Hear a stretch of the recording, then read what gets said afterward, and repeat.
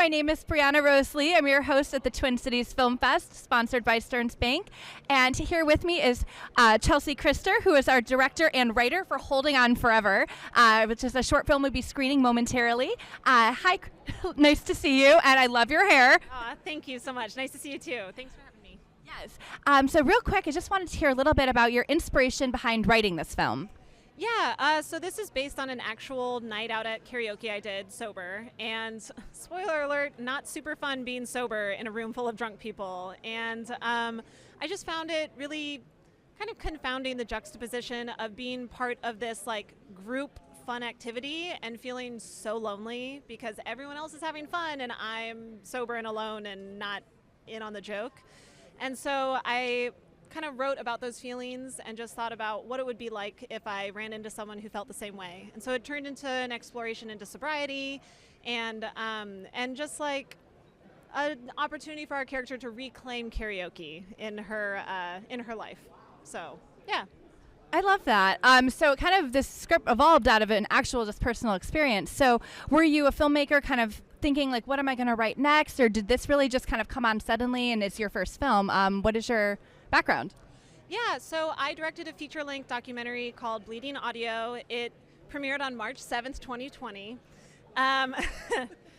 So we all know how that went. And then I also do scripted material, but everyone kind of identified me as a documentary filmmaker. So I started surfacing old scripts that I had written. And this was a short that I just wrote on a whim after that night. And I dusted it off and kind of did a few rewrites on it and was like, you know what, this will be a great opportunity for me to explore with genre bending as well as like trying to reintroducing myself as a narrative filmmaker.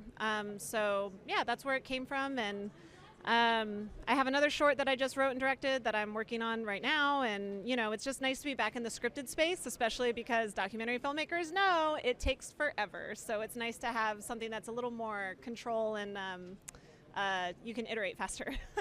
No, that totally makes sense. So you're working on another short film right now. Can you tell us a little bit about that one? Sure. It's a short called Out for Delivery. It's unfortunately inspired by true events. More on that at some other time. But what I will say is that it was just such a huge collaborative effort. It was my first filming in LA. I've moved there recently. And it was, you know, it stars one of my best friends, Deanna Rooney, who's a super talented performer and actress, and then Martin Starr co-stars in it. So it'll be a much different project for me, but I'm very excited about it. So that's awesome. Well, it sounds like you're staying really busy. So back to the one we're about to screen later tonight. What do you hope people walk away from it feeling? Like, what kind of themes or emotions do you hope people walk away? Yeah, so I have a lot of friends who are sober alcoholics, and I myself don't identify as an alcoholic, but I feel like many of us have a complicated relationship with alcohol, you know? It's so centered in socialization in our society, and I feel like for this film, I wanted to address the flaws in it, in how difficult sobriety can be in a way that everyone thinks it's a positive result, but it can be actually a socially, you know, life-ending result. You know, it can be so lonely. And so I guess like for this, I just kind of want people to walk away thinking everything will be okay, you know?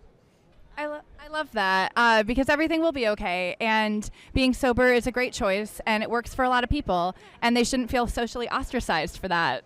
Yeah, and you know what? Karaoke can be really fun whether you're absolutely shit-faced or just sober as hell, you know? Like, karaoke is your moment to shine. Don't be shy, have fun. Exactly. Karaoke is for everybody all the time, and everyone should enjoy it and support each other. Yes, I 100% agree. I love karaoke, so it was fun to do this, and you know, we even shot it in the karaoke bar where I had the experience. So it's like it was fun to kind of have that meta ingrained moment for me to like realize this actual event, you know, and so I hope people do feel the authenticity in that, you know. I love that you chose to go back to that location because that evokes something in you, and I'm sure it's going to come across on the screen. Well, thank you so much for your time today, and thank you for coming to the Twin Cities Film Fest. Yeah.